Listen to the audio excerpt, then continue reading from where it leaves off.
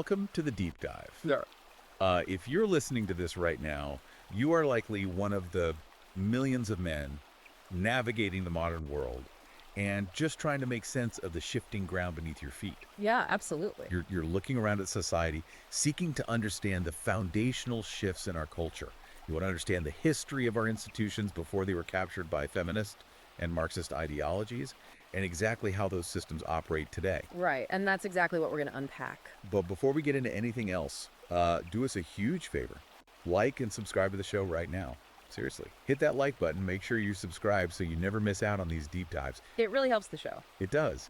Because today, we have a massive exclusive review of a newly published 2025 ebook that has been absolutely setting the internet on fire. It's everywhere right now. It is. It promises to decode the matrix of modern society and reveal the hard biological truths behind cultural decay. It's essentially a battle plan, a manifesto, really, and it is making massive waves among men's rights advocates and the red-pilled manosphere. It's a text that you simply cannot ignore if you're paying attention to cultural trends. Exactly. We are going to hook you today, and I highly urge you, the listener, to check Amazon Kindle and Google Play Books to buy the book for yourself. It's a must-read for the context we're going to provide. Absolutely. Also, you need to follow the author at Conrad N. Reicher at his Substack, which is conradreicher.substack.com. So the book we're unpacking today is titled Cultural AIDS, Critical Marxism and Feminism Killing Western Civilization by Conrad Reicher. What a title. It doesn't hold back. And what's fascinating here is just the sheer scope of the thesis. The thematic core of this text argues that Western civilization is not just declining organically, right? It's actively collapsing due to the systematic capture of our institutions by neo-Marxism and radical feminism. It's not an accident. Exactly. The argument posits that these ideologies have intentionally dismantled patriarchal structures, they've demonized natural masculinity and replaced competence and meritocracy with a victimhood industrial complex. Wow. Yeah, and the author traces this back through history, arguing that the institutions that built the modern world have essentially been hijacked. And he uses this incredible blend of evolutionary psychology, digital behavioral statistics, and macroeconomic data to make the case. Okay, let's unpack this, but before we dive into the deep end, I really need to make a very clear mandatory statement to you, the listener. Right, this is crucial. Because this source material contains highly politically charged content, we want to make it absolutely clear that we are not taking sides. You never do? We are not endorsing or validating the political viewpoints of the author.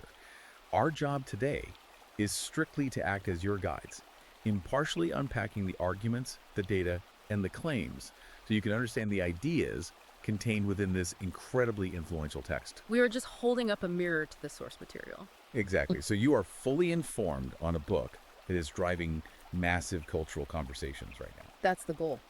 So with that firmly established, I want to start where the book starts, which is the biological foundation.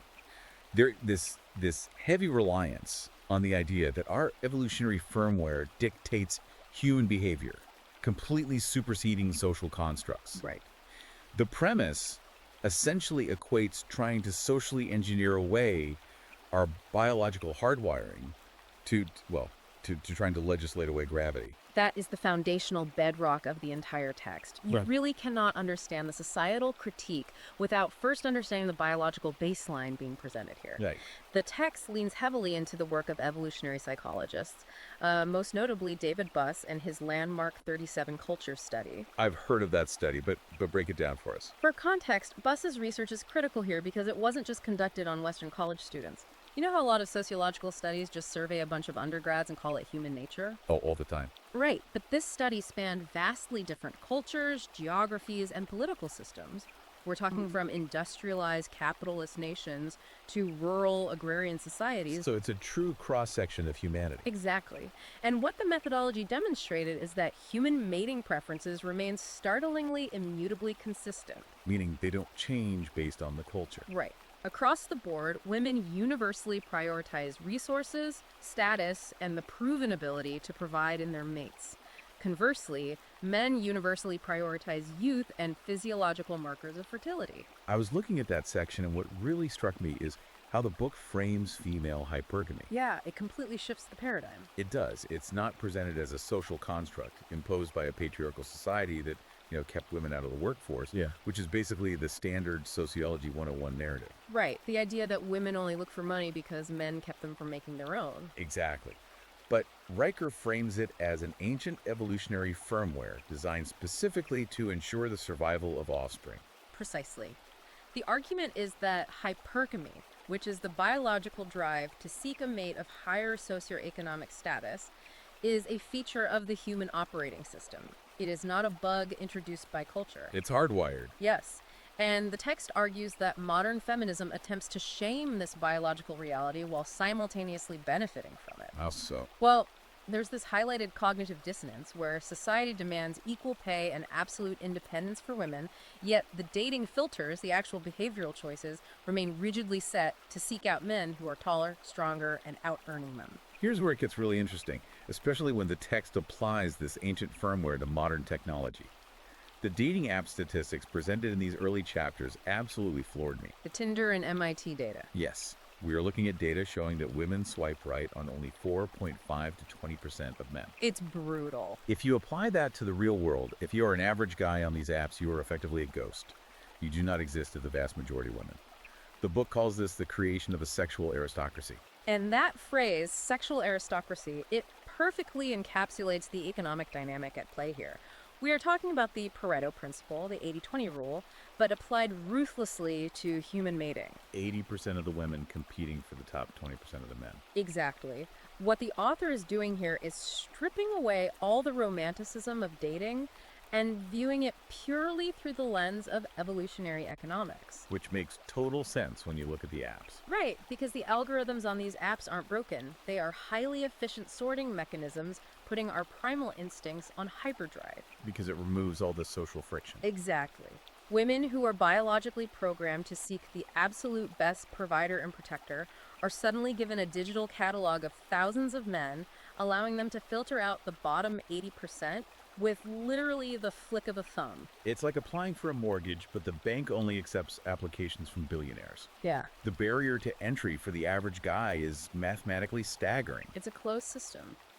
But if human hypergamy is a million-year-old biological absolute, how does the text explain the historical periods where marriages were entirely stable without these massive disparities? I mean, what changed? That's a great question, and the text argues that patriarchal structures, specifically monogamous marriage enforced by cultural and religious institutions, were actually a grand compromise. A compromise. Yes, they democratized mating. By socially enforcing monogamy, the bottom 80% of men were guaranteed a stake in society. They had a family to build for and a reason to contribute to the infrastructure. So it kept the society stable. Right. In return, women were guaranteed dedicated protection and provisioning. The assertion here is that by dismantling those cultural guardrails in the name of liberation, we haven't evolved past our biology at all. We just took the brakes off. Precisely. We've simply reverted to a hyper-competitive, winner-take-all primate dynamic, just masked by digital interfaces. To really drive home the point that gender roles aren't purely social, the book goes after some of the most beloved examples used in modern academia. And the takedown of the Musuo tribe narrative is just brutal. It really is. You hear about the Musuo all the time in sociology. They are constantly paraded by National Geographic and universities as this peaceful, egalitarian matriarchy in China where women rule and there's absolutely no male oppression. The classic noble savage trope. Exactly. But the text completely flips the script on this. Yes, the anthropological deep dive into the Musuo is incredibly revealing regarding the book's methodology. The author points out that while the Musuo might trace lineage through the mother, the physical reality of their survival still completely depends on male utility. Right, the heavy lifting. Exactly. When the heavy infrastructure needs building, when the dikes need reinforcing at 3 a.m. during a catastrophic flood, or when large animals need slaughtering, the Musuo men are the ones taking on the physical risk. The danger is still male. Always. The underlying point is that the heavy lifting, the dangerous, mortal risk required to maintain a civilization, always falls to the men, regardless of what linguistic label you slap on the societal structure. It completely shatters the matriarchy myth. And it doesn't stop with human anthropology either. The text pushes back aggressively against the progressive narrative surrounding bonobos. Oh, the bonobo section is fascinating. I've seen so many articles citing bonobos as our peaceful, matriarchal, free-loving primate cousins, using them as definitive proof that male dominance isn't biologically inevitable. The bonobo example is a brilliant rhetorical pivot in the book. The author brings in a 2008 Leipzig Zoo study that paints a very, very different picture of this supposed utopia. What did this study show? The data showed that during food shortages, bonobo matriarchs systematically starved the low-ranking males. Wow. Yeah. There is primatologist footage cited showing females literally biting off the fingers of males during feeding frenzies. That is not peaceful at all. Not even a little bit. The analytical takeaway the book offers is that replacing a patriarchy with a matriarchy doesn't result in a peaceful, egalitarian utopia. It merely shifts the mechanisms of dominance. And usually in a more brutal way. Right, often resulting in a colder, more absolute form of cruelty against the lower status males. So when you look at these evolutionary realities, the brutal sorting mechanism of hypergamy, the physical burden of infrastructure falling on men, the myth of the peaceful matriarchy, it begs a massive question for you, the modern man listening to this. How do you survive it? Exactly. How are you supposed to navigate a society that outright denies all of this? Which leads directly into what the book defines as the toxic masculinity double bind. This is a crucial concept in the text. The core argument here is that the very term toxic masculinity isn't a sociological observation.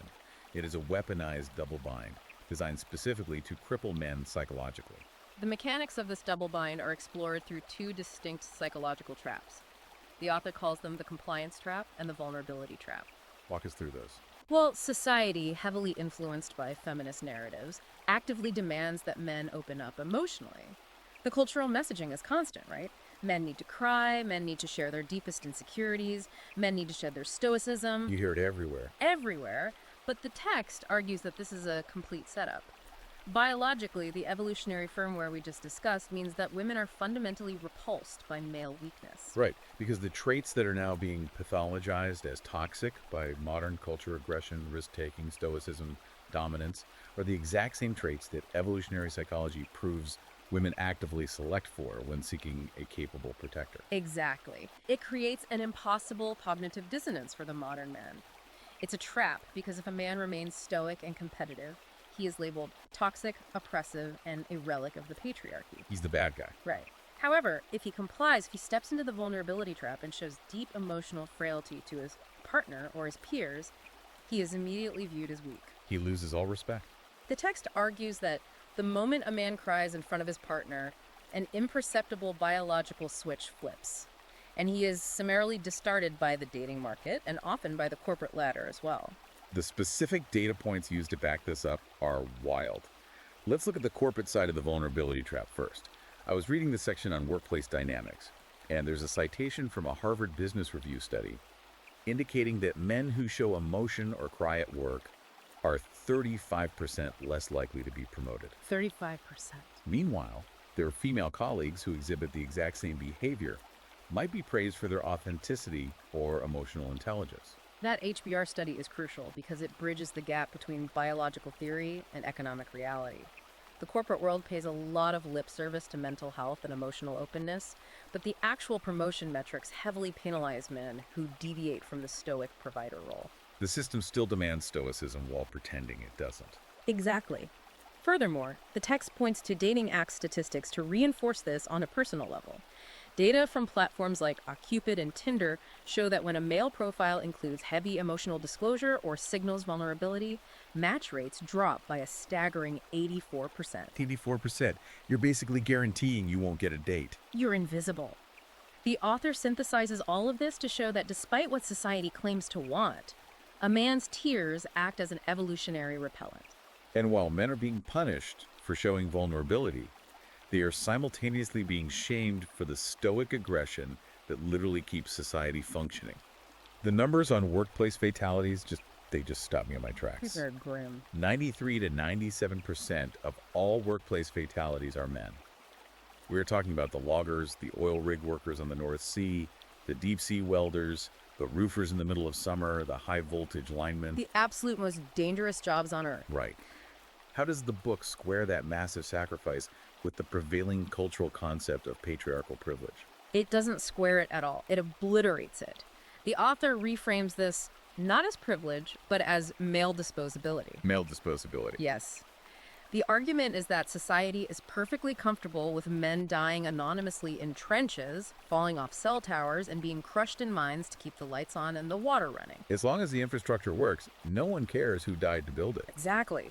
But the exact second those same men exhibit the testosterone-driven aggression, the dark humor, and the hyper-competitiveness required to survive those brutal jobs, they are hauled into an HR office and lectured about being toxic. It's an insane double standard. It's a profound systemic hypocrisy.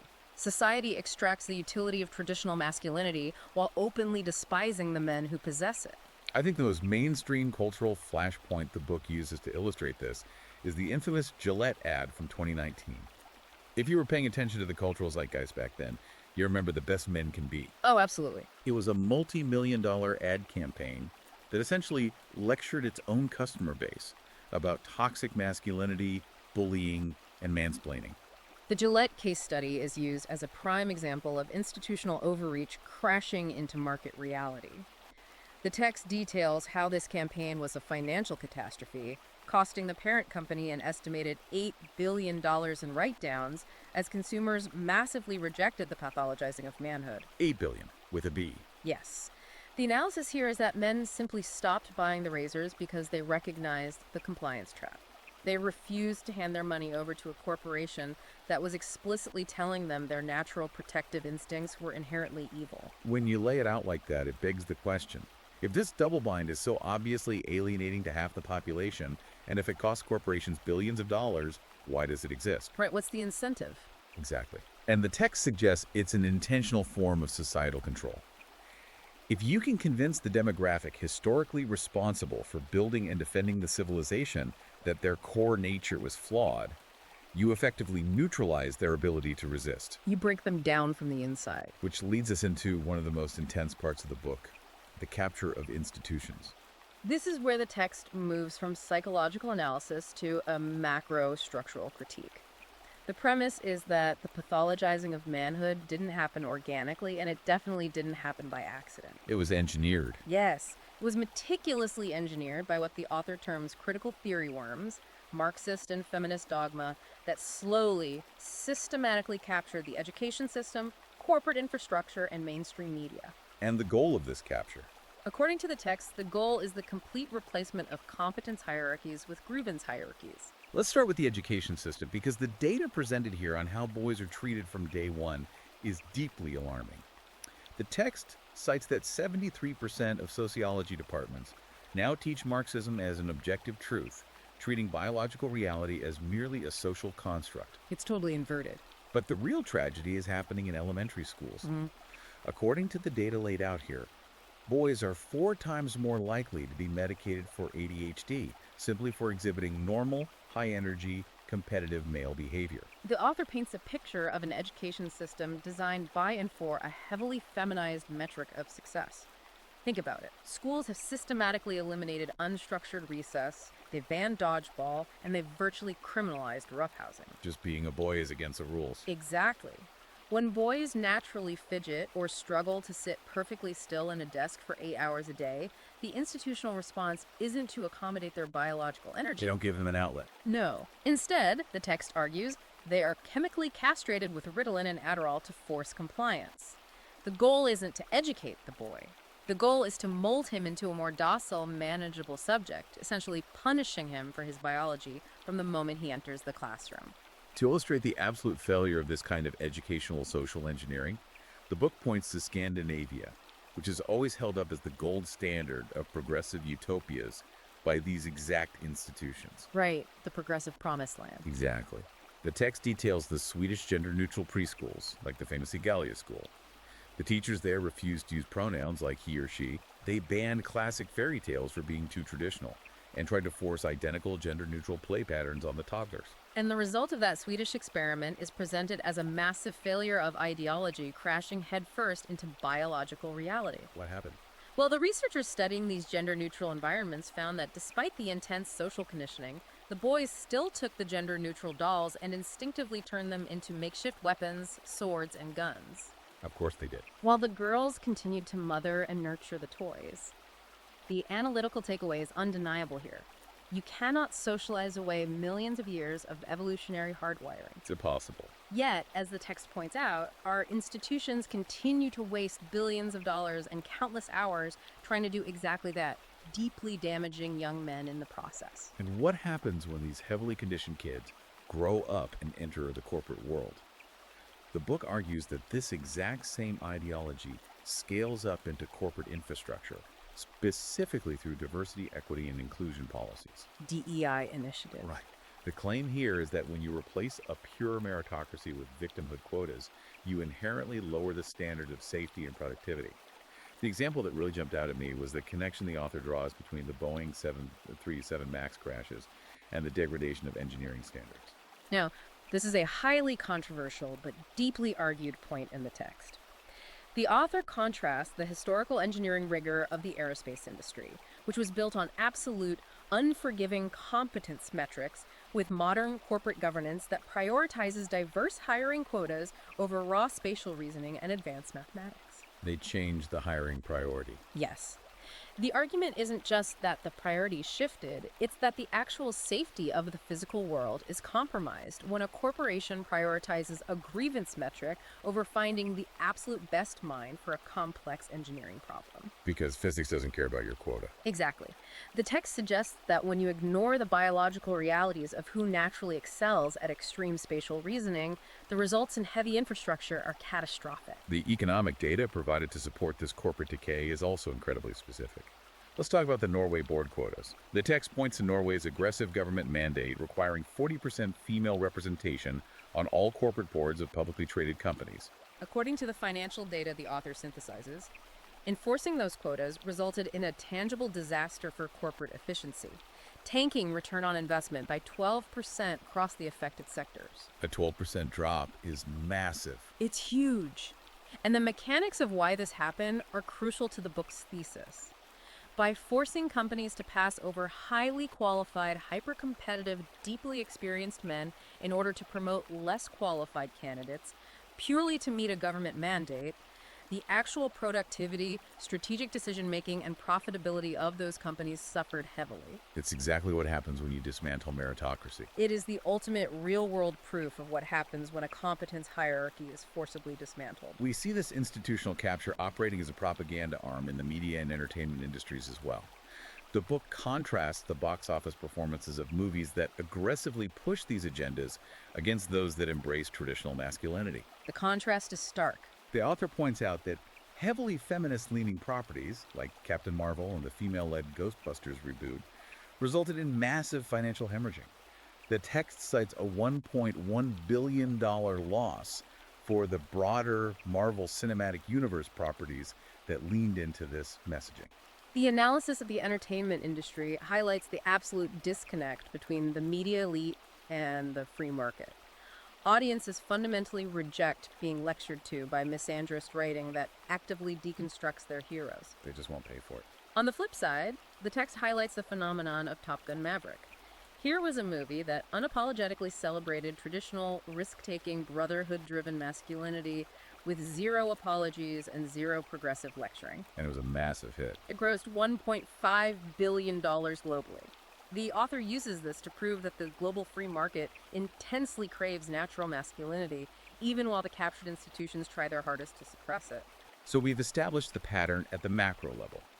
The education system attempts to break the boy, the corporate system suppresses the competent man, and the media mocks the traditional father.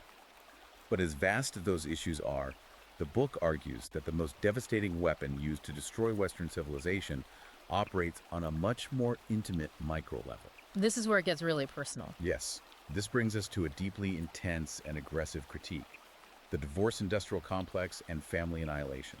This is arguably the emotional and statistical core of the text. The author completely reframes the family court system, describing it not as a mechanism of justice, but as a gynocentric war machine and a system of state-sponsored theft. State-sponsored theft. That's a heavy accusation. It is, and the foundational shift identified here is the introduction of no-fault divorce laws. The argument is that no-fault divorce didn't just make it easier to leave an abusive marriage, it essentially created a massive state-backed financial incentive for women to break up functional families. It monetized the destruction of the family. Exactly. It mutated marriage from a lifelong sacred pact into a highly lucrative exit strategy. I was reading the section on family courts, and the numbers he pulls on the outcomes absolutely floored me. Let's look at the stats. Women initiate 70 to 80% of all divorces. Mothers win primary custody in 80 to 90% of cases, often regardless of their financial or emotional fitness compared to the father. The bias is baked in. And the stat that really hits hard, men pay 97% of all alimony. How does the book connect those numbers back to this premise of state-sponsored theft? The author connects those statistics by analyzing the leverage involved. The argument is that the state effectively steps in to act as the husband's replacement. The state becomes the provider. Right. It uses the implicit threat of armed police and incarceration to confiscate the man's labor, his assets, and his future wealth to subsidize the woman's newly independent lifestyle. It forces him to pay for the destruction of his own home. The text uses the term ex-wife stimulus package to describe the reality where men are reduced to walking ATMs, stripped of their authority within the home, but completely shackled to the financial responsibility of maintaining it from afar. To really ground these massive statistics, the text provides some harrowing specific case studies of how this legal machinery destroys individual lives. The story of the Michigan mechanic is particularly enraging. That case is unbelievable. This was a blue-collar guy who was forced to pay $78,000 in child support for a child that a DNA test definitively proved was not biologically his. The legal mechanics of that specific case are vital to understand the book's anger. The court relied on doctrines like equitable estoppel, or the presumed father rule. Explain that for the listener. Because the mechanic had acted as the father for a few years before discovering the infidelity, the state deemed it was in the best interest of the child to force him to continue paying. So they just ignored the DNA. Completely. The text highlights this to show that the family court system's primary directive is to secure funding, even if it means financially ruining an innocent man for another man's biological offspring. The biological truth was entirely subverted by the state's financial imperative. The book also brings up the actor Jason Patrick to prove that this isn't just an issue for blue-collar guys who can't afford good lawyers.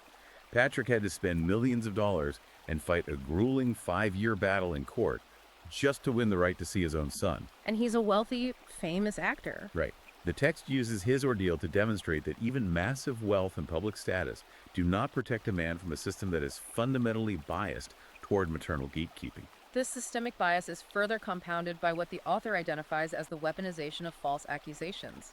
The text dives into FBI data indicating that roughly 8% of rape claims are provably false. Why 8%? The author is careful to note that this percentage is significantly higher than the false report rates for other major felonies like auto theft or burglary. But the real issue highlighted is the societal damage these false claims cause. Because there's no presumption of innocence anymore. Exactly. The media and academic institutions now operate on a strict believe all women dogma that utterly obliterates the foundational legal concept of the presumption of innocence. The examples detailed here are infuriating for anyone who cares about due process.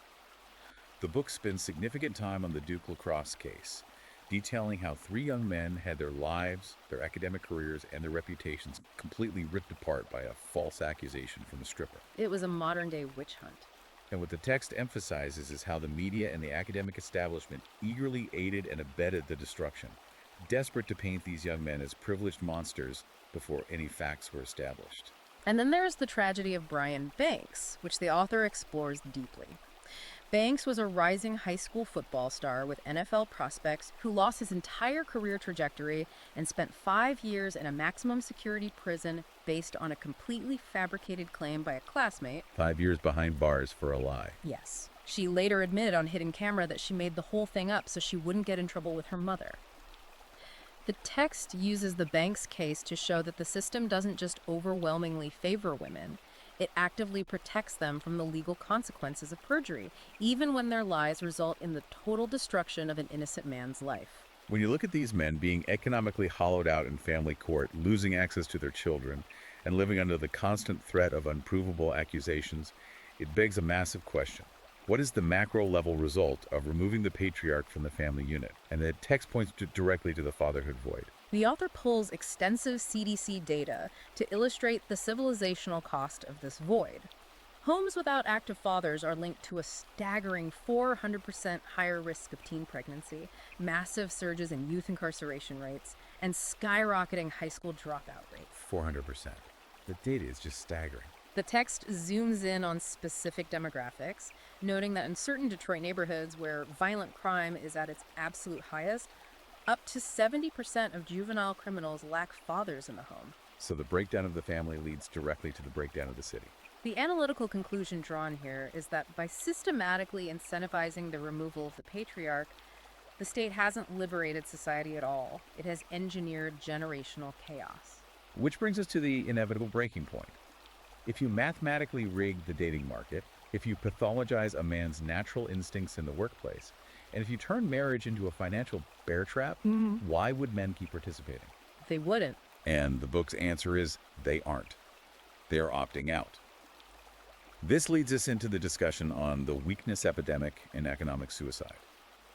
The assertion here is that the constant media demonization and legal terror haven't just made men depressed, they have triggered a literal demographic collapse. The text explores the intersection of biological reality and economic incentives very deeply here.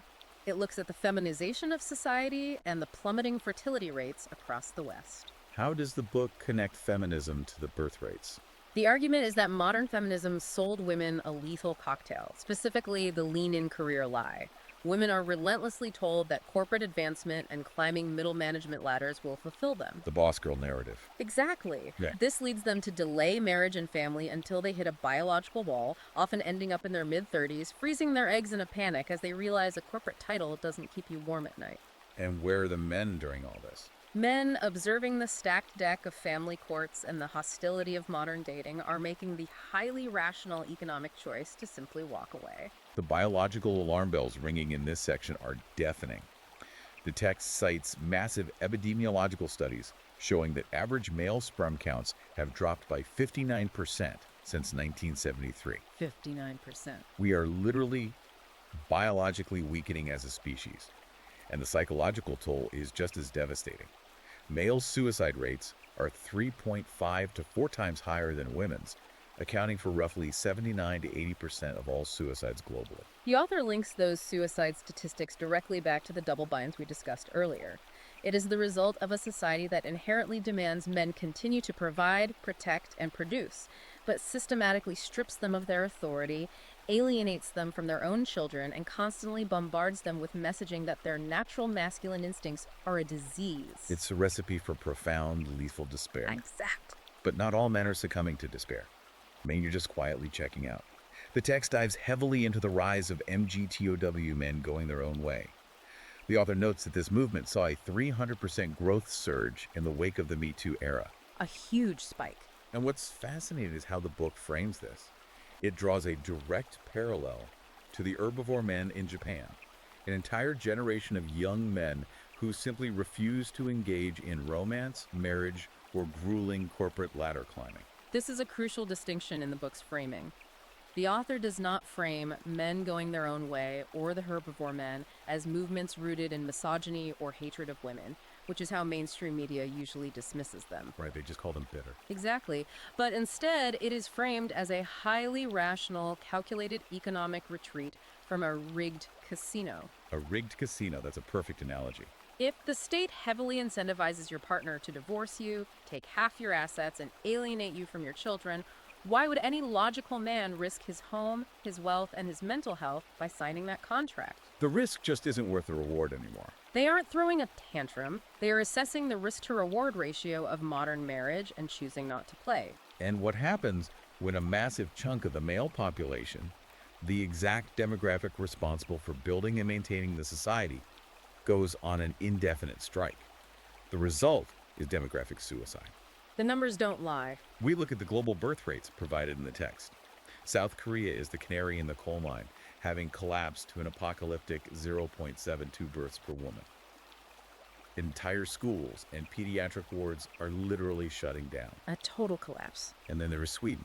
Despite having some of the most lavish state-subsidized childcare programs and aggressively feminist policies on Earth, they are sitting at a 1.6 birth rate. well below the 2.1 required just for population replacement. The author uses those statistics as absolute proof that you cannot negotiate with biology. The Swedish example is particularly damning because it completely removes the economic excuse. Right, because the state pays for everything. Even when the state pays for everything, women still aren't having enough children. The text concludes that when you spend decades demonizing fathers, tearing down patriarchal structures, and convincing women that a cubicle is more fulfilling than a cradle, the civilization literally stops reproducing.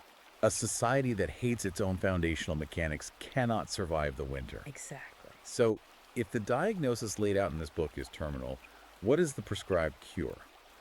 How does a civilization step back from the brink of total demographic and institutional collapse? This brings us to the final chapters of the text, which pivot from a dark diagnosis to a highly aggressive battle plan. The red pill resistance and Western resurrection. Yes, this section is a clarion call for the manosphere to reclaim reason and actively rebuild the structures that built the West. The solution presented by the author is uncompromising. There is no middle ground offered here. The text advocates for a total, unapologetic rejection of Marxist and feminist framework. No more compromising. The underlying philosophy is that you cannot negotiate with a parasite. The author demands that men actively work to rebuild competence hierarchies, meaning a total rejection of BEI and quota systems, returning to a standard where we hire the absolute best engineer, the best surgeon, the best pilot, regardless of gender or race, period. Pure meritocracy. Furthermore, the text demands massive legal reform, specifically the enforcement of absolute 50-50 default custody laws to immediately disincentivize divorce profiteering. To prove that this kind of civilizational resurrection is actually possible, the book shares successful counterexamples from around the world. The deep dive into Hungary's policies is absolutely fascinating. Oh, tax structure in Hungary? Right. The text looks at how Prime Minister Viktor Orban instituted massive, sweeping pro-family tax breaks that specifically rewarded married men and traditional families. If you get married and have children, your tax burden plummets, and in some cases, women with 4 children pay no income tax for life. It's an incredible incentive. And according to the book, this actually resulted in a tangible, significant increase in birth rates and marriage rates. It's an example of using state power to reinforce biological imperatives rather than fighting them. The text also points to successes in the educational sector, specifically the rise of classical charter schools. Getting away from the public system. Yes. These institutions are succeeding wildly by returning to traditional models, teaching Western history, logic, classic literature, and strict merit-based grading. And the author contrasts their soaring success rates in disciplined environments with the failing, chaotic, ideology-driven public school systems. It's proof that the old ways actually work. It is proof of concept that when you remove the critical theory worms, the structure naturally thrives. The book also highlights the massive, undeniable rise of alternative media as a key component of this resistance. The text points to platforms like Rumble and massive, culture-shifting podcasters like Joe Rogan. The parallel economy. Exactly. The argument is that these platforms are succeeding precisely because they offer spaces where men can seek unvarnished truth, long-form logic, and open debate away from the constant scolding, feminized tone of legacy media. Ultimately, the psychological shift the author is trying to induce in the reader is profound. The text wants men to realize that they hold the ultimate leverage in society. Because they build everything. If men built the physical world, men can demand respect and authority within it. The final chapters are a deliberate attempt to wake men from a manufactured guilt complex. It's a call to action. The author urges readers to secure ironclad prenups to protect their labor, to absolutely refuse to step into the vulnerability traps set by corporate HR departments, and to channel their natural biological aggression into building businesses, protecting their families, and reclaiming their local communities. The core message is that masculine traits are not a disease to be cured. They are the very immune system of civilization. Okay, let's wrap this up and synthesize what we've covered on this massive journey today. The book we've been reviewing, Cultural AIDS, Critical Marxism and Feminism Killing Western Civilization by Conrad Riker, is a sweeping, highly aggressive manifesto aimed squarely at the modern man. A must-read. The core argument is that the survival of the West depends entirely on men waking up, recognizing the cold biological realities of female hypergamy and male disposability, and taking back the institutions, from the family courts to the corporate boardrooms that have been captured by hostile anti-male ideologies. And as a reminder to you, our listener, while we have spent this deep dive unpacking these intense, highly charged claims logically and methodically, our goal was strictly to provide clarity on the source material's perspective. We aren't telling you what to think. We maintain our absolute impartial stance. Our mission today was to ensure you are fully informed on the mechanics, the data, and the rhetoric of the arguments so you can understand this major cultural touchstone for yourself. Exactly. We are simply the guides walking you through the material. But before we go, we want to leave you with one final provocative thought to mull over. Something that builds on the worldview presented in the text but takes it one step further into the future. Throughout the book, the author establishes the reality that men quietly build, maintain, and repair roughly 97% of the physical world. The high-voltage power grids, the deep-sea fiber optic cables, the suspension bridges, the sanitation systems, the high-rise steel. The things that keep society alive. If the economic retreat we discussed continues to accelerate, if a critical mass of highly competent men completely opt out of the social contract because they look at the legal and cultural system and decide the game is permanently rigged against them, what happens to the physical infrastructure of our civilization? What happens when they stop working? If the builders simply start building and the maintainers refuse to maintain, how long until the lights literally go out? That is a chilling, massive question to leave hanging in the air. If you want to read the source material for yourself and decode the matrix of these arguments, check Amazon Kindle and Google Play Books to buy the ebook today. You really need to read it yourself. You also need to tell the author what you think about these concepts, so go follow at Conrad Demreicher at his Substack, which is conradreicher.substack.com. Thank you so much for joining us on this deep dive. Remember to like and subscribe to the show right now so we can keep bringing you these intense, comprehensive breakdowns. We'll see you next time.